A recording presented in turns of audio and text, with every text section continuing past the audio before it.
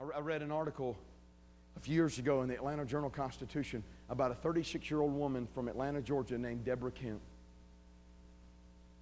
The story goes like this. Deborah Kemp had just finished pumping gas into her car at one of these little stop and robs. She had just topped off her tank. Now she's going inside to pay for the gas that she just pumped. As she reaches the door to go inside, she hears an automobile crank up behind her. She turns around. Somebody has jumped into her car and is proceeding to steal it from the parking lot. Her windows had been left down. She left her windows down. They were still open. As this thief is trying to get her car out into busy Atlanta traffic, she throws down whatever she has in her hands and she sprints toward the car, and she manages to throw in one arm through the window around the steering wheel and the other arm through the open window around the man's neck as he proceeds to drag her on her knees for 4 blocks. Before they get too far down the street, she manages to wrestle the man from the automobile. As the driverless car drifts into a telephone pole and breaks a water main, no major damage.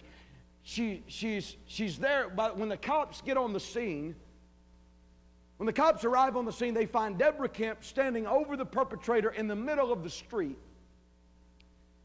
beating him over the head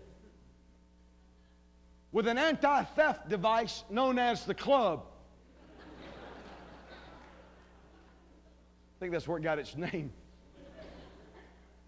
By the time they pull Deborah Kemp off of this man, he's got a broken arm in 2 places on this side, fractured arm here, a broken leg, and a concussion.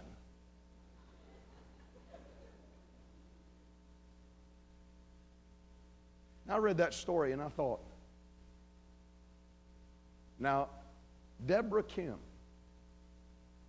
was one determined lady.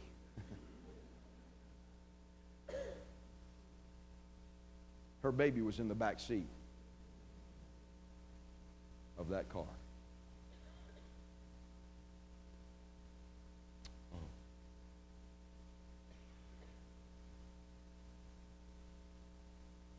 We didn't see it, did we?